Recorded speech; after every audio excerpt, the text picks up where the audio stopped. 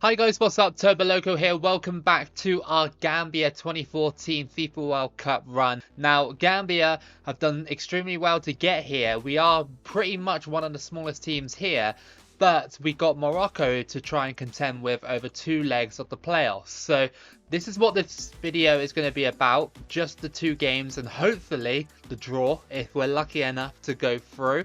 If not, then obviously it'll just be a roundup of the entire World Cup. But I'm really hoping Gambia can do something in these 2 games. So our first match is going to be away from home against Morocco, and not too far for Gambia to travel, which is nice. But the form is still down defensively. Cisse is up and Savage is down again. You know, it's annoying that it's gone down. Come on in, Gambia, show us what you are made of. You've got this far, you've been fantastic, especially in the last video. The last video was so much fun, and now we're here against Morocco. At least it's not 2022 Morocco. You know, that 2022 Morocco would absolutely like turn me over, but this one slightly different, but I'm not going to disrespect them. Of course, they're still better than us. It's all about just keeping possession and keeping the ball away from Morocco. Believe it's the biggest side we've played so far. That's a good ball. Go on. Oh my goodness, what a strike. That literally just caught me off guard. And that is 1-0 to Gambia.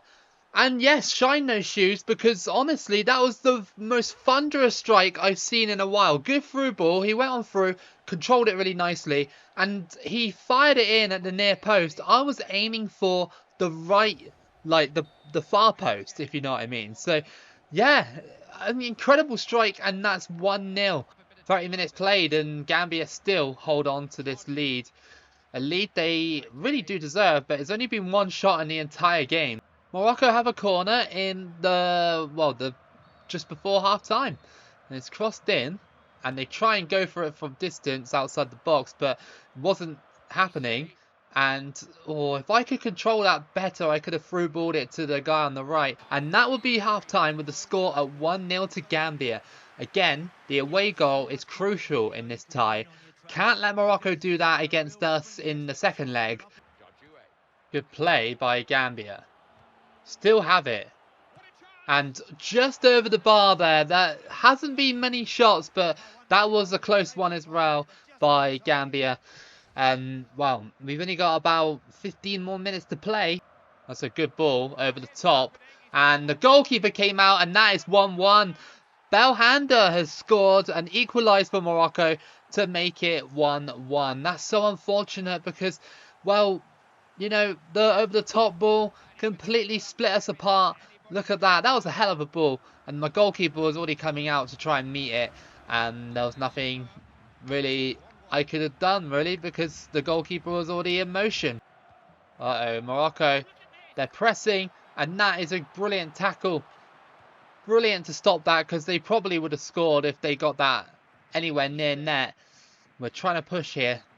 Through ball, and it's just cut out. I think we might have to settle for the draw in this one, which is a very good result, even though we threw away a 1-0 lead. I mean, it just was a moment of magic for Morocco that allowed them to get back into the game. And our goal as well was, again, sort of a little bit of moment of madness or magic, whatever you want. Bit of luck, maybe. So we'll see what happens in the crucial second leg. So here we are then, the second leg. It's Gambia's turn at home to try and defend their lead. They only have a slender lead because of the away goal. So we'll see if we can hold it down at home. I really hope that Gambia can make it. Just squeeze by them just by like 1 goal or something. That's all we really need. I'm not sure if the away goal is going to count or not. I'm not really entirely sure. Usually it does. I don't want to have to rely on that, because that's like holding on to a rope with, like, you know, a very thin rope or something like that, you know? I don't know how to explain it. It's just not very safe. It's a bad pass by Gambia, and that's gone in by Morocco. Al Arabi has scored, and it was just one bad pass outside of the box shot, and it goes straight in. That is just, oh no, don't let it be like this. Oh no, really? That was a hell of a ball, and what a chip. And that is Al Arabi again. He scores for Morocco, and that's 3-1. You have to think it is over now. Look at that chip. And then again, another one when the goalkeeper came out again, unprompted. I did not tell him to do that. And that is 2-0 on the night and 3-1 on aggregate. I just, yeah, sad. It's sad, but we all knew it could happen. Good through ball. And that's got to be, yes, it is. It's a penalty to Gambia. Come on. And this could be a chance to get one back. No card. And Savage will be taking this. It's in the yellow, which is not great. And that's in. And that is a brilliant penalty. Savage with the goal. And that is 3-2 now. Come on. We just need one more goal. That was a very lucky penalty, to be fair, because, well, we got knocked over, like, out of nothing. Well, it's half-time, and we're still one goal down to try and rescue this, but I hope that penalty has kind of inspired Gambia to do a little bit better in the second half. Gonna have to throw on some substitutes. Some of the players are very tired, and I'm just hoping they can inject a bit of spark into this game. Oh, there's a player injured on the floor as well. It's just not going good for this Gambia team. That is the guy who I literally just put on. I literally just put him on and he's injured already. Morocco just get tackled and we can press. No, we can't because there's another injury on the field and it's one of their players this time going down with a big injury. It's Amrabat. So, yeah, that's a big loss for them, but I don't know if it's going to impact the game too much. Oh, that's got to be a free kick. He literally tripped me up. Oh, referee, you're blind. Absolutely blind. I think Gambia are going out now. There's no doubt about it. Just by the one goal, pretty much, unless they score here. I missed the challenge, and that's a great save. And it's offside, but I think it'll be game over once we boot this away. They did try, but unfortunately, it's just not been enough. It's just been too difficult for us to break Morocco down. We came here by just battling so hard in the group stage before this, and then getting to this round and giving Morocco a good game, but falling short because we conceded some, well, there were decent goals, but one of them was just a bad pass that led to Morocco shooting, and then the other one was just a really nice over-the-top ball.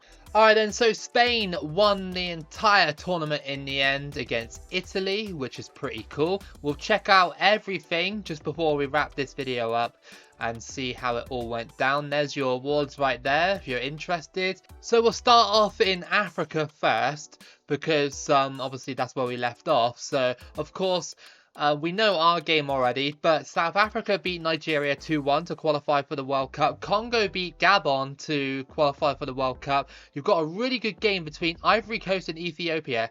Finished 3-3, and then Ivory Coast beat Ethiopia on penalties 5-4, and then Cameroon beat Ghana by 4-2. In Asia, going to the final round of qualification, it looked like this. So Australia and Oman qualified automatically, with South Korea going to the playoff, and then in Group B we have Japan and Saudi Arabia qualifying automatically, with North Korea going to the playoff. And I can tell you what happened in that playoff. It was a 6-0 win for South Korea over their neighbours North Korea. What a series for South Korea. They're really thumping their neighbours. In OFC, it was Tahiti that won the entirety of the OFC bit. I know it says round 2, but it's glitched out because that's actually round 1 and this is actually round 2. I don't know why it does that, but yeah, New Zealand got knocked out very early in Group A. Must have been eliminated on goal difference, and that allowed some of the smaller nations of Oceania to actually flourish in that and have basically a New Zealand-less tournament. In CONMEBOL, it looks like this. Argentina, Uruguay, Chile and Colombia qualified automatically, with Venezuela going to the playoff the playoff here, the Interconfederation playoff, you have South Korea losing to Venezuela 3-0 over the 2 legs, and Panama beating Tahiti 5-1 over the 2 legs. One day when Tahiti makes it, they will do it. They will make it to the World Cup. In CONCACAF then, let's go to the final round. There it is. So we got United States, Mexico, Costa Rica qualifying automatically, and obviously Panama went to the playoff where they beat Tahiti to go to the World Cup. And finally in UEFA, so Belgium in Group A went through with 22 points. Italy went to the playoffs over Croatia by 1 point. In Group B, Germany and Denmark finished with the same points, but obviously goal difference came into play and sent Denmark to the playoffs and Germany automatically to the World Cup. In Group C, it was very close between about all of them nearly, apart from Kazakhstan. Netherlands and Ireland went through. The Netherlands go through automatically and Ireland went to the playoffs. Hungary, Romania missed out by 3 points and Sweden missed out by 6. In Group D, it was Turkey going through automatically with Switzerland going to the playoffs. In Group E, Portugal go through automatically. Russia went to the playoffs. Group F, Greece went through automatically with Slovakia going to the playoff. England went through automatically in Group G with France going to the playoff. Group H, Serbia going through automatically with Belarus going to the playoff. And in Group I, Spain went through automatically, and I presume Montenegro went to the playoff. Okay, no they didn't because they got less points, but that's your playoffs. And Denmark beat Belarus over 2 legs by 5-1. Switzerland beat Russia 2-1 over 2 legs. France beat Ireland in a repeat of the 2010 playoffs, but this time they beat them by 4-1. So that would have been very interesting, especially if that happened in real life. Could you imagine that after the controversy of 2010?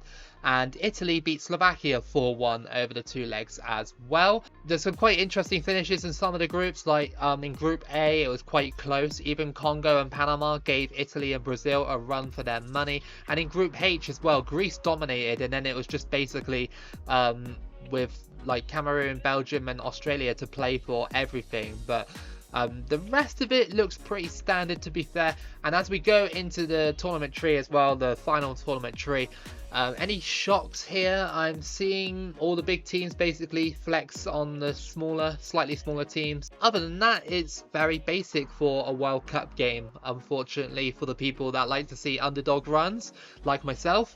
And yeah, that's your whole run with Gambia. I'm sorry that I couldn't qualify, but not every run can be a qualification run. Sometimes we fail and sometimes we have to, you know, reflect on why we failed. And I guess part of it was because Morocco are a bigger team and there were a few plays that Gambia could have done better, but we did push them. You know, we didn't get smashed. It was a 3-2, so it wasn't too bad in the end.